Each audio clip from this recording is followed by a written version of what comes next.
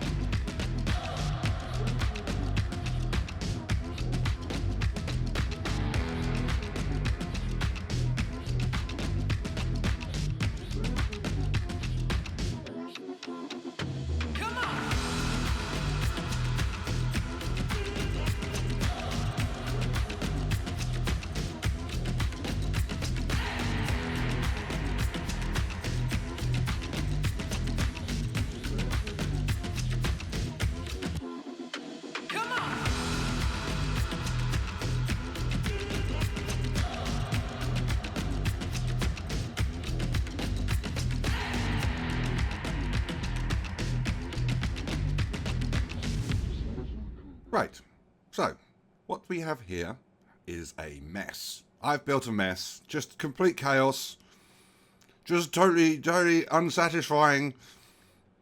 I say that again. There is a certain satisfaction to being given an awkward space by the game and filling it with a factory which does the job that you needed it to. There is a certain satisfaction in that, but it doesn't last very long for me. You know, for me, when I'm building, the first time I have a go at these as a new set of recipes is really an opportunity for me to kind of have a go at the positioning.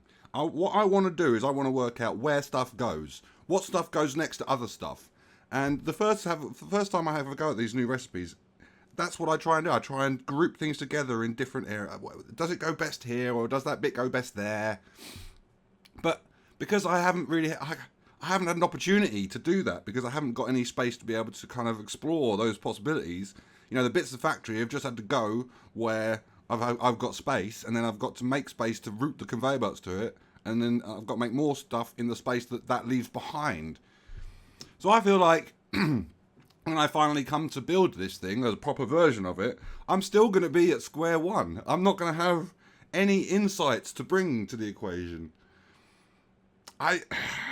Design, it's just this has been an infuriating experience. I've had to move bits of factory several times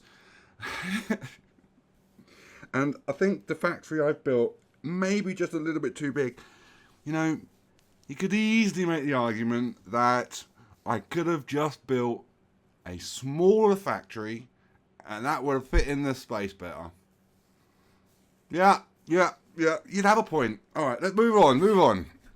These red areas of a worm, we've taken on the worms now. Worm number 1 we beat quite happily and easily, to be honest. It was this worm up here.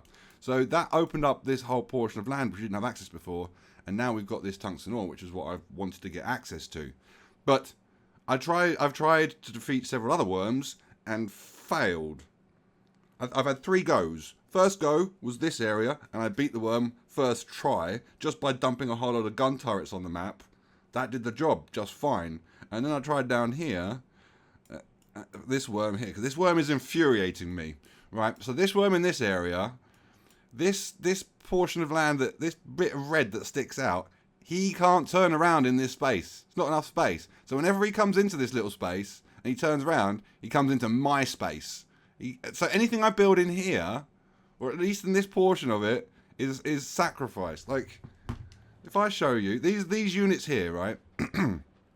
These units. If I stand, so everything to the left of me is my land, right? Yeah, it's on my land. I could build a conveyor belt here that's purely on my land.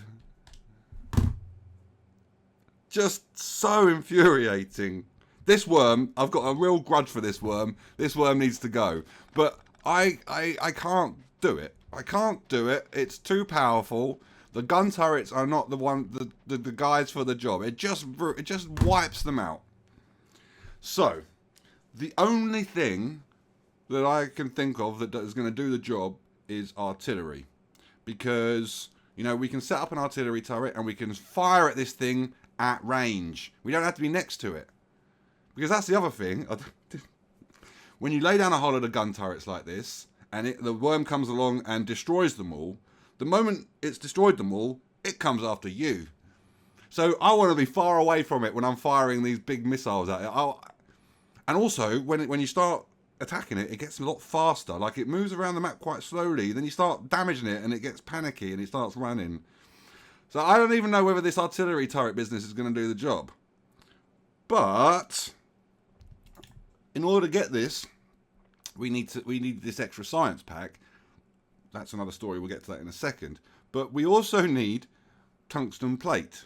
Now, my understanding at this moment, we need it for both the artillery turret and the shell. So my understanding of the game at this moment in time is that tungsten plate only available on Vulcanis. So, and if we look at the rocket capacity, we can fit 10 artillery shells on a rocket, and it's got a stack size of 1. So on our platform, we can maybe get 50 of these guys in a single rocket, on a single platform, on a single trip. So it feels to me, just gut reaction, but it feels to me like artillery shells, they're only going to be built on this planet. They're only relevant on this planet. They're not going to be relevant or useful anywhere else unless you want to go through significant amounts of pain transporting them. So they must, in my mind, for these worms, they must be the solution. They must be.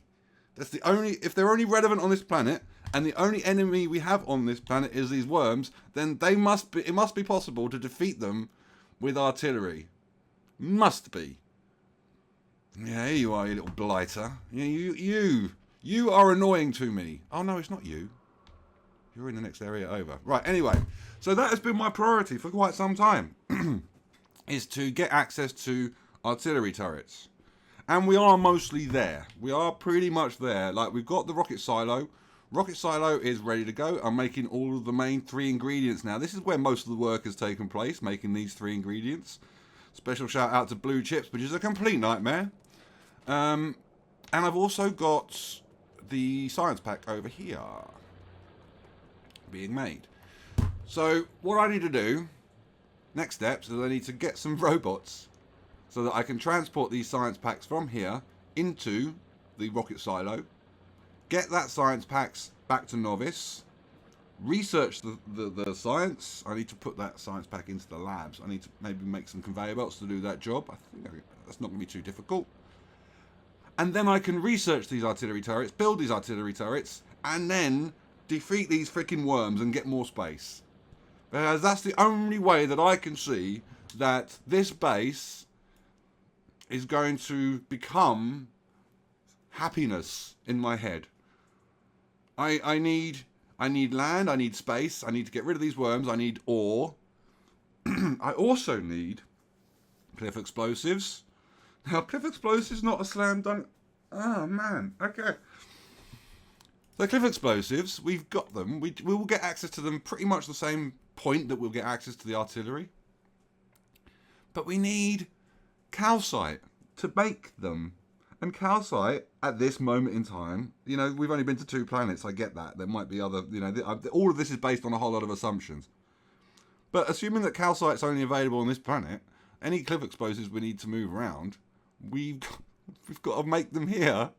So if I need a couple of 100 cliff explosives on Novice, which I definitely do, then I need to move them in individual rockets of 20, which it can only move a stack at a time. So I need, 500 of them, say? What's that? 25 rockets. 25 rockets just to get those cliff explosives. I suppose... Is it more efficient to move the calcite? Is it? Where are we? Maybe that's the way to go. We can get 10 stacks of it on a rocket. Well, maybe that's the long-term goal. Oh, that only solves cliff explosives, though. That doesn't solve artillery, because then we'd have to move more stuff for artillery. These rockets are a pain. I've been thinking about this. Me personally, I think the base game is ripe for a very, very simple mod that just makes the rockets more interesting and more difficult. Like, I reckon... I came in here yesterday and I noticed they've changed the rocket capacity in here and the stack sizes. But it still doesn't make any sense to me because we still can't separate this. And we still can't take the inventory parts that are here in our rocket progress and put them in our inventory. So it doesn't matter what the rocket capacity is, but they've changed it. Anyway, the point that I was getting to was I think there's a mod out there that all you do is you separate the rocket part from the rocket silo, and we get some of those rocket parts back when we land a rocket, just like in SpaceX. That one simple change would solve a lot of problems, in my mind anyway. It would make the game more fun, but it would make it more difficult because we would need logistic networks connected to inserters to load those rockets as and when we wanted them to, whereas the system that we've got now, the system that's been built for us, is one that feels like it's simple.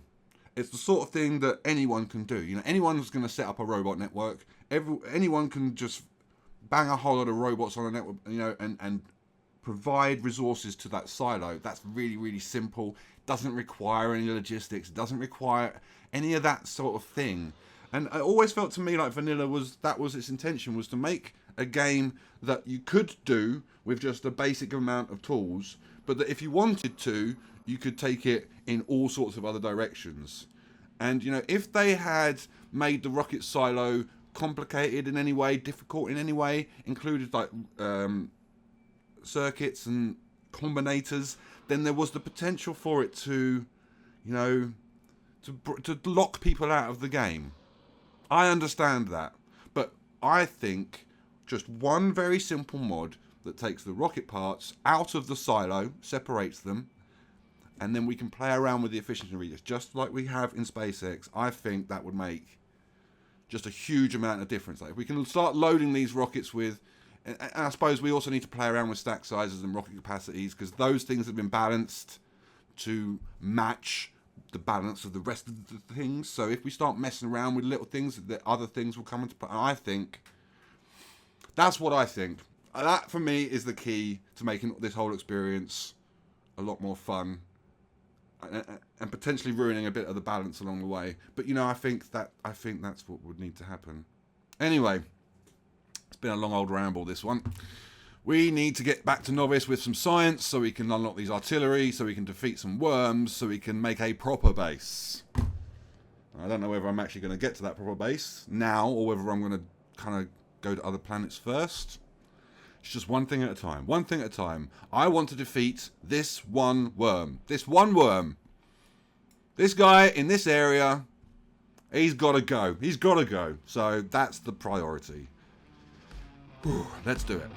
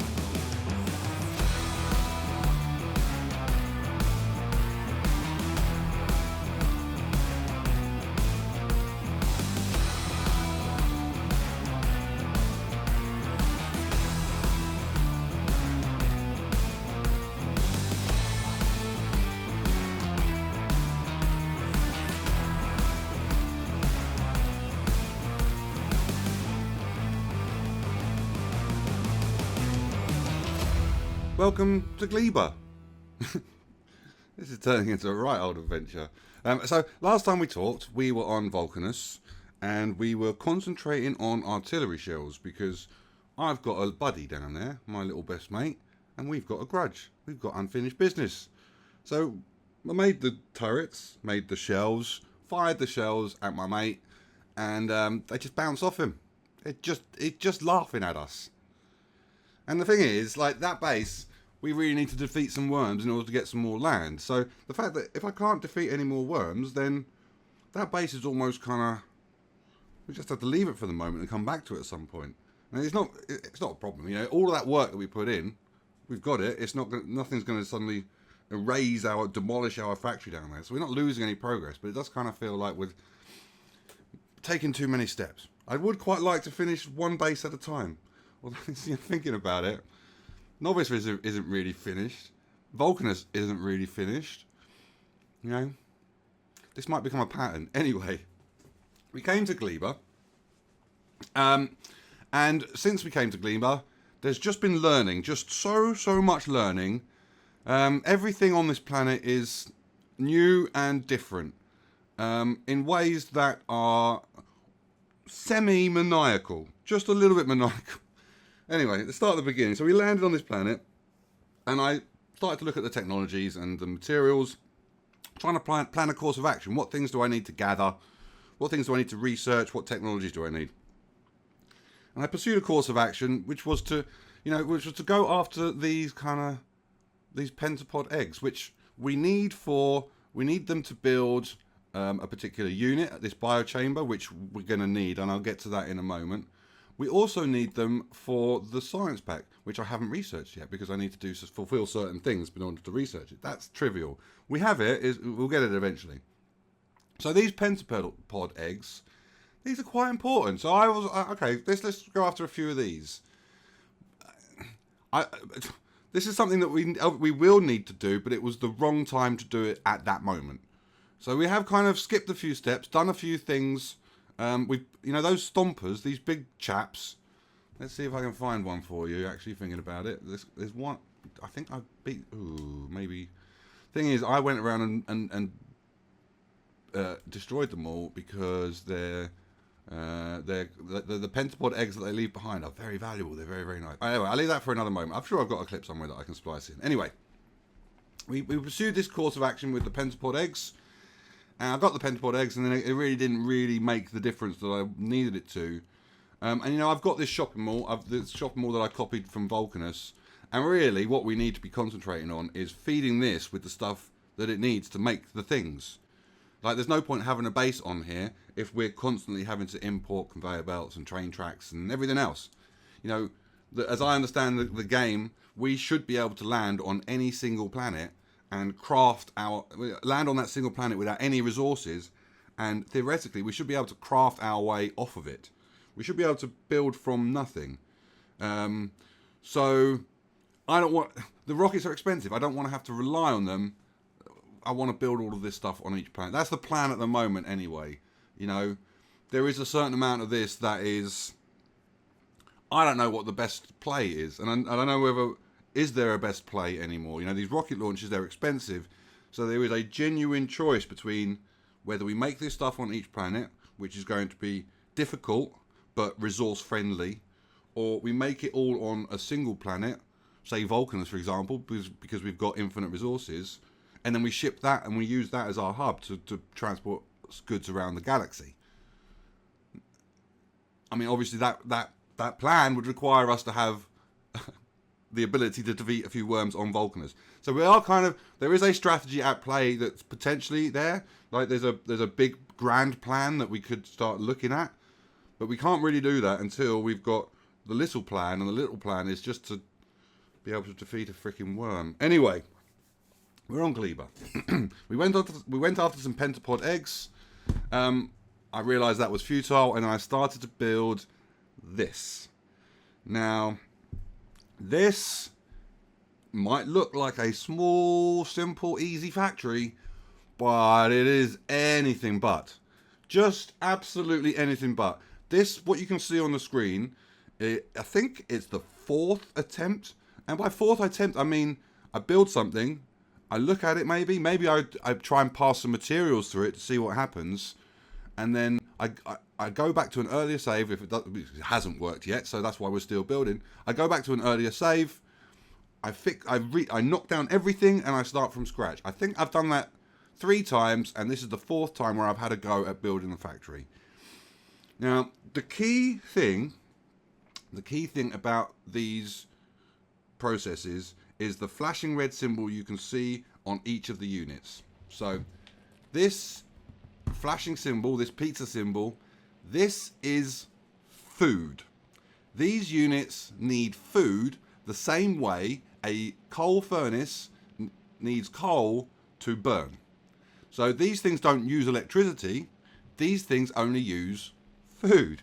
And the thing that they need for food is called nutrients. If we go into nutrients, it's got what we now call a yummy value. So this yummy value is essentially the energy content of that food. And we put that food in the machine, and then the machine is almost like a living organism. You need to feed it to be able to do the thing. So, actually, there's another thing to contend with here. Like, if we just look at the recipe, for example. No, this is the wrong recipe. This is the recipe I want to show you. If we look at the recipe for bioflux. Now, bioflux is quite an important ingredient. It's a really important thing to make. But the recipe for it is really simple. It's just 2 things. Yumiko mash, and jelly. But whenever we are dealing with these machines that needs food, then we are also dealing with 2 secret ingredients that aren't listed in this recipe.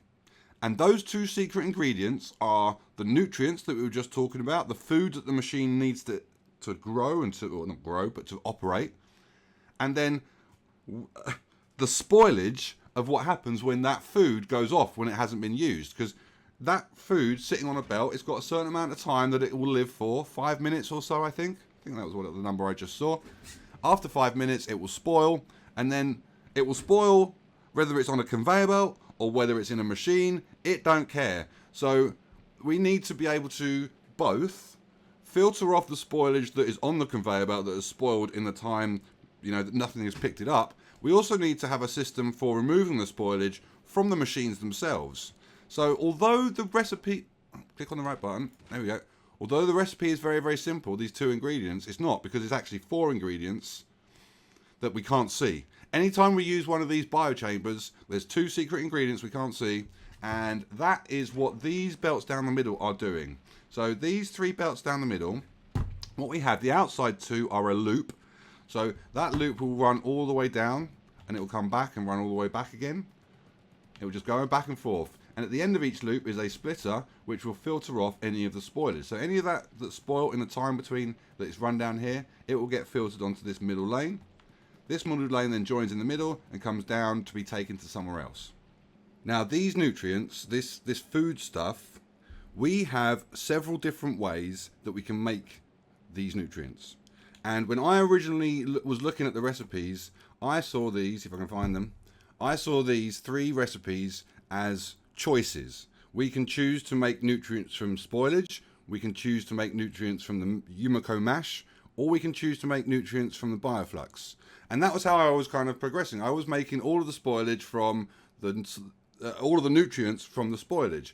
But as you can see at the top, we get a 50% reduction on the amount of time that this stuff can spoil. So instead of having 5 minutes, it spoils in 2.5 minutes. So we get a penalty for using nutrients from spoilage. So this is the thing. I've iterated this thing. We had a factory. I pumped it full of the nutrients from spoilage recipe, and it kind of caused a little bit of chaos. So I came back. I rebuilt it a little bit. We were making all the nutrients from the Yumiko mash from then, but then it wouldn't start because in order to make Yumiko mash, we need nutrients. So in order to start the process, we need to kickstart it with some of the nutrients from spoilage, and then we need to make the nutrients from the mash when we're making that. So, and then I went to bed, and I couldn't sleep, and I got up and I spent another 4 hours. I was up until a ridiculous time in the morning. I'm an early nighter, me. I go to bed at 10 and I'm up at like 6, 7 in the morning. I was up to like 2 or 3 working on this thing. And then I built it, and I went to bed again, got up next morning, I thought, oh no, it's still wrong. I'm probably adding a step or skipping a step, I don't know, it's all a bit of a blur, to be honest. This factory, I tell ya, this factory... Anyway, the final place where we are is that we now need a... I'm using all of these recipes. That's where I am now. I'm going to use this one to kickstart this one, and then I'm going to use this one to kickstart this one. And then I'm imagining there might be other ones down the line, so we might need to use the bioflux to feed another process to make new nutrients. And the reason why is because every step along the way, we get a new stopwatch starts. So if we feed the nutrients from, say, the Yumiko mash, and we feed that everywhere, then that spoilage rate will occur everywhere. Whereas if we only group that in a small process, and then start a whole new process, like a whole new stage, then that spoilage, that stopwatch, that starts in a whole new, it starts again. So, I still don't think this is right. It's still keeping me, like, not necessarily awake at night, but it's like on my mind. This is what I mean. This is what I meant when I said that this is semi-maniacal, because the philosophy of the factory is now the opposite of what we used to have. What we used to have, it almost felt like the more ingredients, the more stuff we've got in the factory, the better. You know, that's all just processed. That's just time, the material, time spent processing that stuff that we've saved, and we've got it in the factory, and when we need it to bounce into action, we've got it, and it's there. But this stuff is the opposite. This stuff, we almost want a completely empty factory. We want the train to deliver its cargo, and we want that cargo to enter stage 1, get processed, and then it to work its way to stage 2 and get processed, stage 3, etc. And it to do that just super duper quick. It's got to do it. So we want over production on every stage. It's got to work, it's got to be instantaneous. And that's why we've got blue belts everywhere. It's because this time element, you know, time on a conveyor belt, time lost. It's all just... This for me, this whole factory is still a test bed. This is like me working on a computer on like a rack or something, trying to figure out what's the best parameters. You know, what's the best amount of RAM? What's the best? How do I get this to perfect? And then the moment I've got it perfect on the test bed, I'm going to dismantle it entirely, and I'm going to try and create a work of art in a PC case with cable management and water cooling. You know, this. I'm going to knock down this at some point, and I'm going to want to create like a tileable block that I can like put 2 or 3 or 4 of these things next to each other. You know, because we can't have one big process anymore. What we need are several small processes that operate like just self-contained little things. You know, before I came to Gleba, people were warning me about Gleba, and they were just like, oh, Gleba's going to be fun. Oh, I wonder what's going to happen on Gleba. Like, they weren't telling me anything specific about what to expect here. But just that, I was expecting there to be danger from enemies, like weird enemies, dangerous enemies, just things that we would be struggling against the whole time. But that's the opposite of what we're dealing with. The enemies are benign to the most part. Like, if we leave them alone, they'll leave us alone.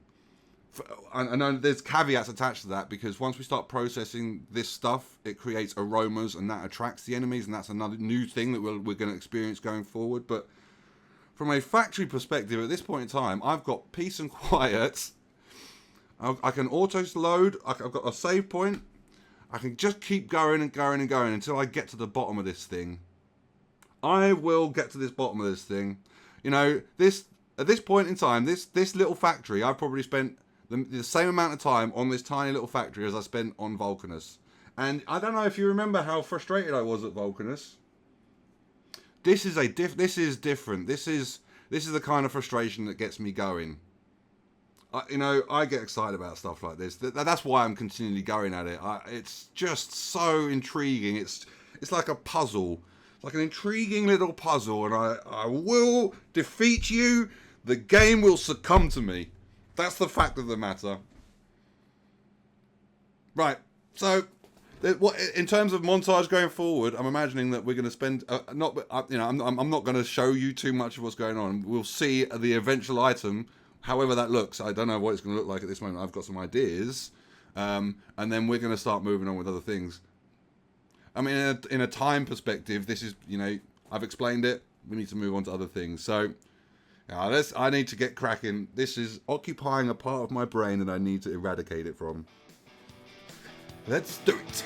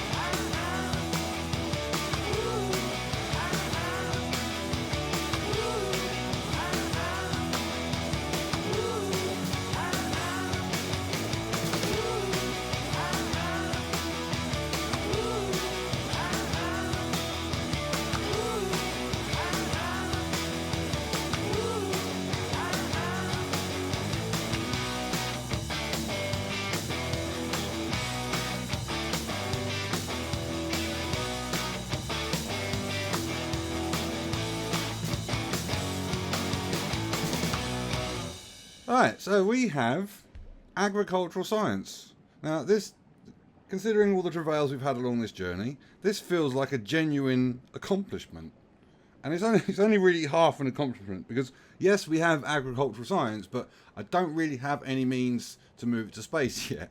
Like, we've got iron and copper and steel, but I don't have any low density structure. We need to process a whole lot of stuff to make rocket fuel and blue chips. We might have sulfuric acid. We don't have any sulfuric acid for blue chips, so we need that as well.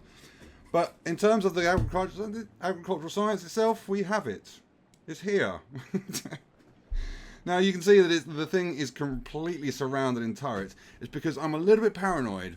These pentapod eggs, which is what we need to make the science, they could potentially hatch at any moment, and don't really want them to do any damage. So this is how I've attempted to solve the problem. If they happen to hatch, then hopefully we obliterate them quick enough so that they don't do any damage in their brief lifespan. That's the idea. This is new. I've not built a factory like this ever before. This is interesting to me. So we have the science, and I know I'm paranoid about these eggs. These things traveling down here. I'm paranoid about them, but I don't think it's ever actually going to happen, because we're just going to turn it into science, And then if that science happens to go off and spoil, then that's a better outcome than the eggs hatching. So I'm just making the science, regardless of whether I need it, whether I've got it for anywhere to go. Power. We'll have a chat about power in a second. No, we won't talk about it later. We'll talk about it right now because I forget to talk about it later. If that makes any sense. This is in post. Right, anyway, so the problem with power, the reason why you can see the power running out is because this super efficient process that I'm using to create nutrients from the bioflux now means that we're not creating nutrients from the spoilage, and yet we're still creating quite a lot of spoilage. So that spoilage I've got to lose somewhere, and I'm choosing to lose it by burning it in some just ordinary turbine, whatever these things are, boilers. I'm going to soon burn it in this, but the thing is, we need electricity for the inserters to be able to pick these things up, to be able to put them in. And occasionally, we run out of electricity and the and the whole thing stops. So I've run a circuit network from here up to my solar panels. So the solar panels aren't actually connected to the network. The solar panels only kick in when these last 4 conveyor belts on both sides fill up with spoilage. So we're constantly doing this dance whereby we're right on the limit of where we are with power. You know, if I left these solar panels on, as I have tried to do, then there's too much power and the boilers won't pick anything up because there's not enough electrical draw. So there are further processes down the ways that we can send this spoilage to that will be a lot more productive, and then we'll have a much bit more control over how we can allocate it to these boilers. But for the moment, that's where we are with power. I just wanted to pop it in because I forgot to mention it. In terms of the factory itself, I've rebuilt it. I suppose we're really just talking about this part of the factory. All the other part of the factory, very, very, very kind of similar to anything else you've seen in vanilla. This is the only pertinent bit that's interesting. So, the last time I spoke, we talked about stages and how I was going to go from, I was going to use these different nutrients to go from stage to stage to stage. And what I've decided to do is build that physical staging within the infrastructure of the factory. So at the bottom we have kind of stage 1. This is turning the spoilage into nutrients. This is the thing that kickstarts the whole process. This feeds the next kind of 2 stages so this is stage 2. This gets fed by that nutrient from the spoilage initially. This is what cracks open the fruit and gives us the seed. This is the most important process in this whole thing. As long as we crack open the fruit and we get the seed, then we are perpetual. The moment we stop doing that, then the planters that we've got set up to harvest these fruits, they'll start depleting. So everything else from this point is nice. It's useful stuff, and we wanted to get it right. But the fundamental important thing is this stage here, stage 2. So this stage 2, this gets fed by the nutrients from the spoilage. This stage 3, this is the nutrients from the Yumiko mash. So the Yumiko mash that we make here comes up here, gets turned into more nutrients. This is where the spoilage from the nutrients from the spoilage ends. Then we have stage 4. I know I'm whizzing through it, but this is big. Stage 4, bioflux, pretty important. Stage 5 is the nutrients from the bioflux. Now, at this point, so up until now, these 2 stages here have been fed by the spoilage from the nutrients from the spoilage. These 2 processes are being fed by the nutrients from the Yumiko mash. And then the moment we have spoilage, nutrients, going to get those 2 mixed up all the time. The moment we have nutrients from the bioflux, then this feeds its way all the way down and feeds all of the processes and turns off the stage 1 and stage 3. So these 2 stages are only required when we're getting going. These are the only 2 things required. These are the things required to kickstart the process if we happened to stop for any reason. After stage 5, we have the iron and the copper processing. Now, what I've built here is not working perfectly. It's not even working ideally. Like, it's working. That's as good as it can get. Like, we're getting some output. We've got 2 of these blocks. We're getting a decent amount. It's not a lot, but it's something. I'm not going to rebuild it again now, but if I was going to, then I think everything down below here is good. Everything down below here is mostly good. The iron and the copper processing, this needs some work.